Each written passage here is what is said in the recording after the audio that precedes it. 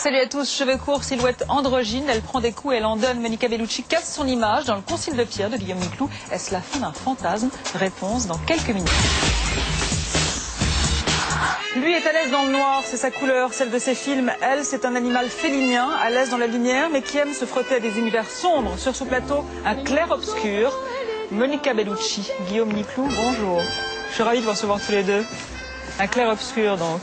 Ça ne saute pas aux yeux, mais vous partagez une certaine noirceur. De Guillaume, Monica, vous dites, je vous cite, qu'il transpose au cinéma ce qu'il est dans la vie, quelqu'un de très angoissant, une âme noire, attirée par les choses plutôt obscures. C'est ce qui vous a séduit chez lui, parce que vous cherchez, vous, des univers qui vous font peur, qui sont risqués. Est-ce que, finalement, de ce point de vue-là, le Concile de Pierre a rempli son contrat? Mais Guillaume, c'est quelqu'un...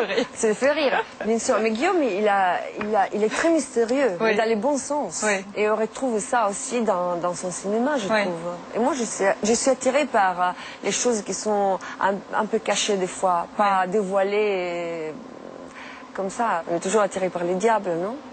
Du coup, le fait qu'il y ait un côté noir à lui, je trouve ça très fascinant.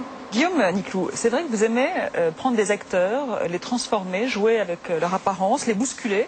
Vous avez débarrassé Josiane Balasco de toute sa dimension comique pour lui faire interpréter une femme publique dépressive dans cette femme-là. Ici, dans le Concile de Pierre, vous teignez en brune la blonde la plus célèbre du cinéma français, Catherine Deneuve. Filmez Monica Bellucci, sans phare, silhouette androgyne, vêtements rétro. Est-ce que c'est finalement une façon de la désexualiser, de faire oublier qu'elle a un corps, pour l'ancrer davantage, pour ancrer davantage la Bellucci dans le réel et pas dans le fantasme? Non, je crois pas. D'ailleurs, son corps, il est montré à plusieurs reprises pour ce qu'il est. Et il est montré avec simplicité, parfois sans phare, mais avec le même réalisme que lorsque Monica apparaît sur un plateau de télévision. Oui. Donc non, c'est pas vrai. Vous n'avez pas voulu faire oublier le fait que non, je pense qu'on c'est un fantasme mondial. J'ai essayé de gommer peut-être certains aspects qui étaient les plus apparents concernant Monica. Et la façon dont les médias entretiennent cette figure. Monica, vous incarnez donc Laura, la mère adoptive du petit Liu-san, quelques jours avant son 7e anniversaire. L'enfant est enlevé. Extrait. Comment avez-vous connu Vonkel? Il y a une quinzaine d'années. À la suite d'examens sanguins, il est devenu mon médecin. Et après celui de Liu-san. Pourquoi l'adoption? Je n'ai pas eu le choix. Je sais que ce n'est pas forcément facile pour vous, mais... Ces examens ont révélé que je ne pouvais pas avoir d'enfant. Je suivis un traitement pendant plusieurs années. Un traitement prescrit par le docteur Vonkel? Le gardien du parking a vu s'enfuir un homme de type asiatique. Alors? Savez-vous où est né Liu-san? Pas exactement. Il a été trouvé à 2 mois. Il a pu naître n'importe où dans le sud-est asiatique. Changez de registre, cassez votre image. La malmenée, c'est un peu une des spécialités de Monica Bellucci. Est-ce que c'est un peu finalement aussi le syndrome Charlize Theron, montrer que l'on vaut plus que sa plastique? Mais c'est vrai, non? L'image, quand elle est forte, elle peut bloquer. Aussi parce que quand une image qui est très forte, c'est difficile de trouver un film qui est plus forte que l'image et du coup qui casse l'image. C'est ça aussi le problème. Et voilà, il faut avoir la chance de la trouver. Toi, tu peux aller vers cette direction, mais c'est pas dit qu'après les opportunités arrivent à toi. Et je crois que cette envie que j'ai montrée a été captée, et c'est pour ça que je crois que les réalisateurs viennent à moi, comme Chandra Fer qui peut arriver avec un film comme Agent secret qui est différent, ou Guillaume Niclou, voilà. Oui, mais est-ce que finalement le paradoxe pour une femme comme vous, c'est de montrer que vous devez travailler 2 fois plus pour faire oublier ce que vous êtes? Je crois que vous avez les mêmes problèmes. Vous êtes très belle. Moi, je suis pas actrice. Oui, mais je crois que quand on est belle, vous savez aussi, vous êtes très jolie. Je suis sûre qu'au début, il y a toujours une espèce de blocage, non? Elle est toujours belle et stupide, belle pas comédienne, belle alors elle peut pas faire ça. Et on a besoin de montrer qu'on est intelligent. On a besoin de montrer qu'on a du talent. La beauté, on n'a pas besoin de faire rien. Elle est juste une évidence. Et du coup, les gens se sentent quelquefois un peu agressés par ça. Et il faut montrer, du coup, qu'on n'est pas que ça. Le Concile de Pierre est votre premier film de commande et ça a l'air d'être jubilatoire. Qu'est-ce qui vous a plu dans cet exercice? Les contraintes que cela implique, le fait de se confronter à un plus large public ou tout simplement le jeu qui consiste à respecter le contrat en y mettant le maximum de soi-même? Envie d'entrer dans un univers en essayant de respecter les codes préétablis mais de biaiser par moments et de désamorcer certains principes de genre pour finalement conserver une intrigue très linéaire qui va d'un point A à un point B, raconter une histoire simple et de montrer qu'un film d'aventure, d'un thriller fantastique peut livrer autre chose qu'un modèle américain, mais d'avoir une version plus intimiste dans un film de genre grand public. Voilà, tenter d'associer les deux. C'est la première fois, Monica, qu'un film d'action, un grand spectacle et gros budget repose entièrement sur vos épaules. Être comme ça la charpente d'un film populaire, de divertissement, dont on attend des résultats en salle, est-ce que c'est un peu angoissant? C'est un petit peu angoissant. En même temps, moi je suis comédienne et je ne veux pas dire ça parce que c'est pas mon avantage. Mais moi, je crois pas que les gens vont au cinéma pour les acteurs. Je crois pas.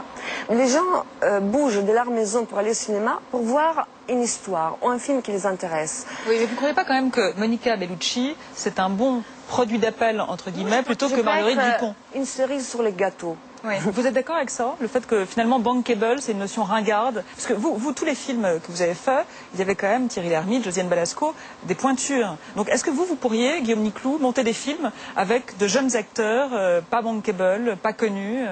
Est-ce que vous pourriez le faire, ça? J'espère. Oui. Ça ne s'est pas encore présenté, mais je l'espère. Mais je suis assez d'accord avec ce que dit Monica. Oui. Je pense qu'en plus, l'envie première pour le spectateur, le déclencheur, c'est avant tout la bande-annonce. Et le pitch global, qu'est-ce que ça raconte? Est-ce que ça tient en 2 phrases? Est-ce qu'on dit l'essentiel? Est-ce que ça donne envie? C'est le premier élément. Alors, l'écrivain Jean-Baptiste Pouy, dites-vous, Guillaume Niclou, tu t'adaptes à lui et pas le contraire. Si tu n'es pas d'accord avec ses idées, c'est au pied de biche qu'il faut les lui enlever. C'est vrai, Monica? Oui. Voilà. Vous êtes d'accord avec ça?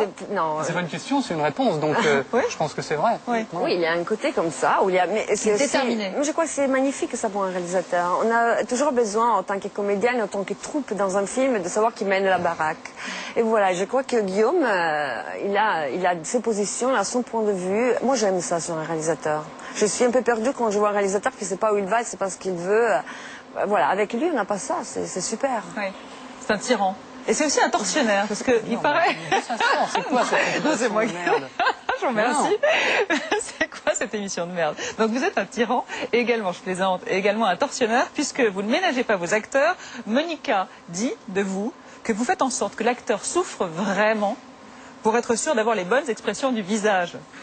Ça, c'est Monica. C'est quoi qui dit ça? Et oui, mais elle l'assume. Ça veut dire que 5 minutes avant de faire une scène d'action, tu ne sais pas ce que tu fais, tu ne sais pas où tu vas. Parce qu'il aime bien que tu joues avec l'élément surprise pour avoir vraiment la bonne réaction. Quelquefois, j'ai eu peur et d'ailleurs, j'ai utilisé cette peur. J'ai joué avec ma peur pour rendre les personnages crédibles.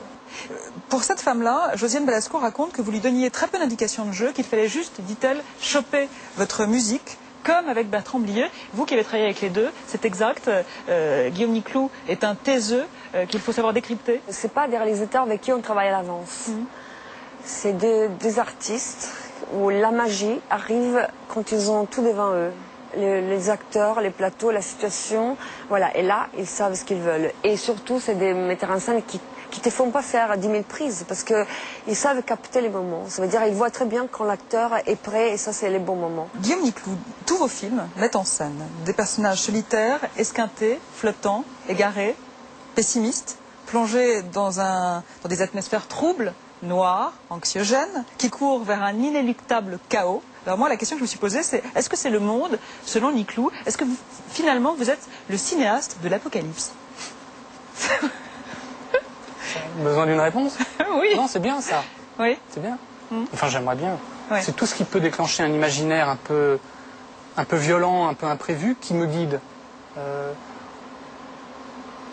Et je suis attiré par les personnages qui évoquent ça. Une espèce de pessimisme joyeux que je trouve plus efficace que l'euphorie stérile. Ouais. Voilà. Tous vos personnages ont une perception très atrophiée de la réalité. Est-ce que c'est la vôtre? J'ai l'impression, oui. Ouais. Enfin, j'ai l'impression que parfois les moments les plus surréalistes comme ici sont finalement les plus réels. Et puis le simple fait d'être de façon intime avec quelqu'un, où on a l'impression de se dire des choses, de se comprendre, finalement on est à 2 doigts de penser que tout ça n'existe pas. Donc c'est assez curieux. Hein. Ouais. Enfin, c'est la magie du cerveau aussi.